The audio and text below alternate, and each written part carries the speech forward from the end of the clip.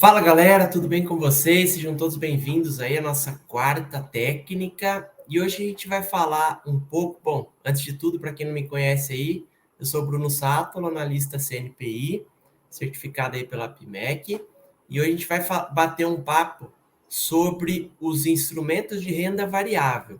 Vocês lembram que na última aula, só colocando aqui no slide, a gente falou sobre os instrumentos de renda fixa. Então, nós já falamos sobre os títulos privados, nós já falamos sobre os títulos públicos, que são os dois instrumentos de renda fixa. E agora a gente vai falar sobre os instrumentos de renda variável.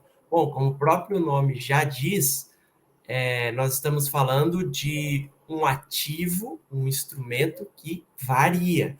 Portanto, deve levar-se em conta que ele vai trazer mais riscos, tá? Então, é normal a gente atrelar sempre renda fixa a um ativo que traga menos risco e renda variável a um ativo que traga mais risco.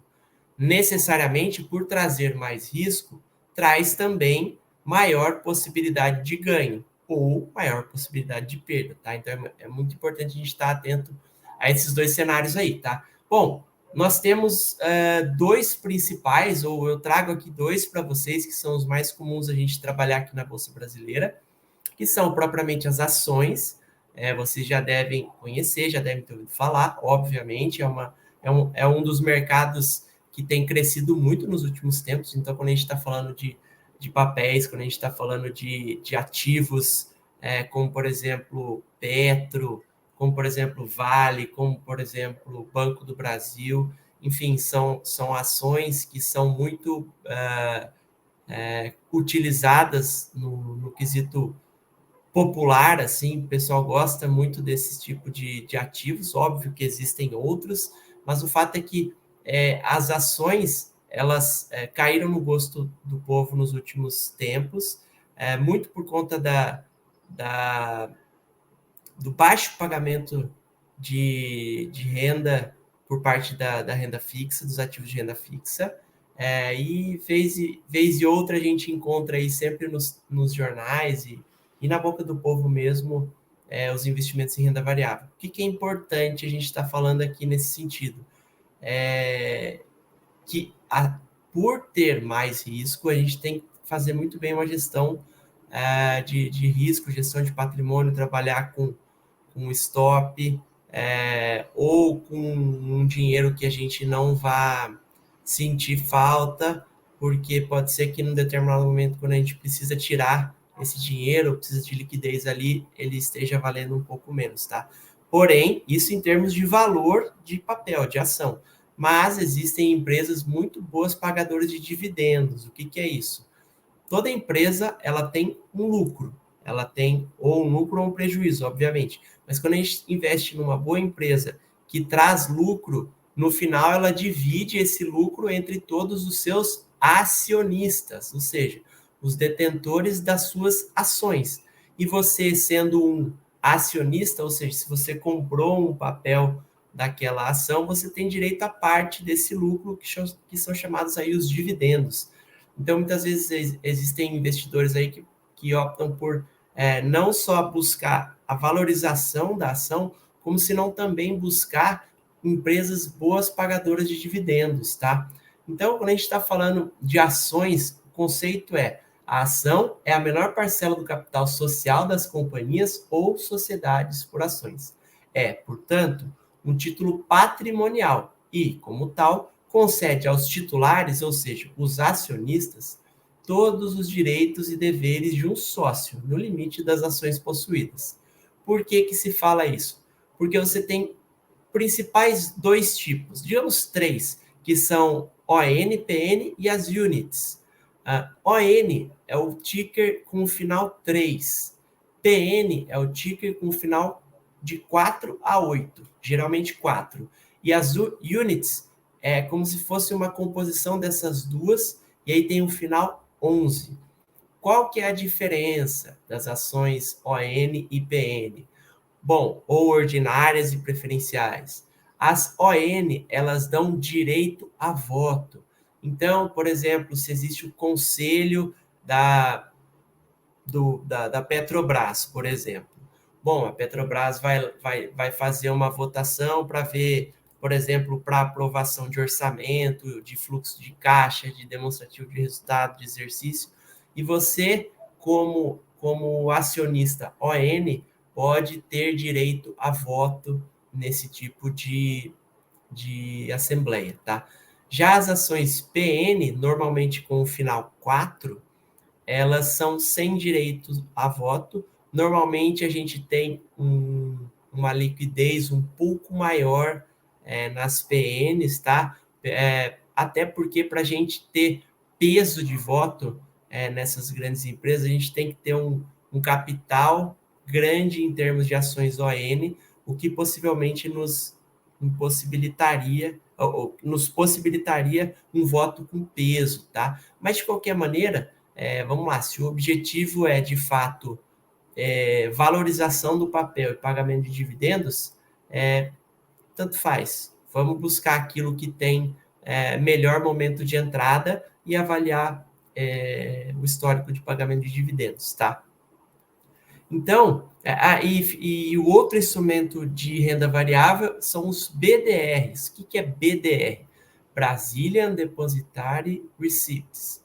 O que é isso? São certificados emitidos por instituição depositária no Brasil, são representativos de valores mobiliários de emissão de companhia aberta no exterior, estrangeiras, e negociáveis no mercado brasileiro. Ou seja, como, por exemplo, grandes empresas como Apple, como Coca-Cola, como Amazon, essas empresas têm sede no exterior, mas elas têm seus tickers negociados também no Brasil, através dos BDRs. É um tipo de renda variável que é novo, relativamente novo em relação às ações no Brasil, tá? De igual maneira, a gente tem os ADRs, que são as empresas brasileiras sendo negociadas na Bolsa Americana, tá bom? Mas trazendo como instrumento de renda variável no Brasil, o que é importante? Bom, a gente pode passar por momentos econômicos, como o que a gente está vivendo agora, de uma relativa instabilidade no país, o que pode fazer com que as empresas brasileiras sofram o impacto dessa macroeconomia.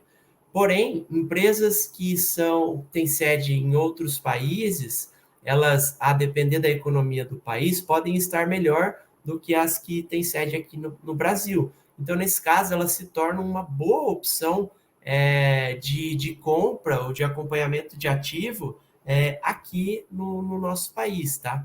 Vale lembrar, é claro, que existe a possibilidade de você comprar, por exemplo, esses stickers lá no exterior, esses papéis lá no exterior. Você abre conta numa corretora no exterior e faz, de igual maneira, a aquisição desses ativos. Mas, se eventualmente você não quer ter esse trabalho, enfim, ou prefere investir aqui no Brasil, independente do motivo, você tem a possibilidade de investir nas BDRs dessas empresas aqui na Bolsa, tá? Bom, então mostrando para vocês aqui em relação aos números, aos tickers, né? Então vejam que aqui eu estou no ativo Petro 3, Petrobras ON, percebam aqui, tá? Então é uma empresa que é um ticker que te permite, que tem direito a voto.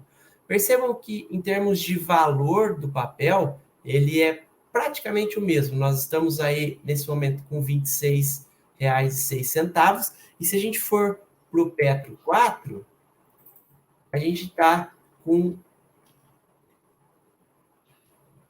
23,33. Não, fechamos. É isso, 23,33. Então, pessoal, percebam que em termos de valor de ativo, ele não muda muito, tá? O que é importante? E existem também as units, que daí são com final 11. Deixa eu ver se eu acho algum aqui. Santander Units. Ó, percebam, é uma mescla, então, de ONs e PNs, tá? Essa é com final 11, por exemplo. Mas vocês viram que tem também SAMB 3 e SAMB 4. Ó, SAMB 3 e SAMB 4. Então, faz-se necessário a gente avaliar qual é o melhor ativo, melhor momento para entrar, tendo em vista que talvez a gente não vá ter tanto peso na hora do voto, tá? Outro exemplo, vou trazer aqui para vocês alguns ativos de BDRs. Vamos lá. Deixa eu só pegar o código aqui. Nós estamos falando aí de Airbnb, RB34. Airbnb é aquele aplicativo de locação, né, de imóveis, num movimento de bastante baixa, praticamente buscando o fundo do ativo, né, do BDR brasileiro, num movimento não tão bom. Vamos ver o próximo. Apple, vamos ver. A APL 34. Vamos ver se a Apple está bem das pernas. Bom, desde o início da sua negociação, num movimento bastante interessante. Vamos ver, esse movimento de curto prazo está numa relativa tendência de baixa, ou pode-se dizer de congestão no movimento de curto prazo, e vamos ver quanto que isso representa em termos de FIBO. Ela tem perna ainda para cair, tá, pessoal? Então, estamos fazendo aqui uma análise já mais técnica mesmo, não tão teórica, mas é um ativo que no longo prazo se demonstra bastante interessante. Vamos pegar só mais um exemplo aqui para finalizar. Vamos pegar a Amazon. Amazon 24. Um ativo que talvez para o longo prazo seja interessante se a gente pegar desde o seu início, está muito próximo de uma retração de 60%, o que indicaria um potencial movimento para longo prazo de alta. Mas o que é importante a gente avaliar aqui? Não somente a parte técnica, né? Senão também os fundamentos dessas empresas, né? São empresas que são muito sólidas em termos de mercado, né? É óbvio, eu não estou fazendo aqui nenhuma análise de valuation desses ativos, mas são empresas que se consolidaram no mercado, que são líderes de mercado nos seus segmentos e que se apresentam aí aparentemente com uma boa gestão, tá? Então, óbvio que, assim como as empresas brasileiras, elas sofrem, né, essas variações de financeiras, né? Mas isso é o mercado, é renda variável. Então, faz sentido a gente levar tudo isso em conta e praticar uma boa gestão de risco. Isso, inclusive, funciona até como uma boa diversificação, tá? Muitas vezes a gente se fala muito sobre não colocar todos os ovos na mesma cesta, sobre diversificar nossos ativos, e a gente vê que se apresentam aí, dentro da cesta de renda variável, as BDRs se apresentam como uma boa alternativa. Beleza, pessoal? A gente se vê na próxima. Um abraço a todos e até mais.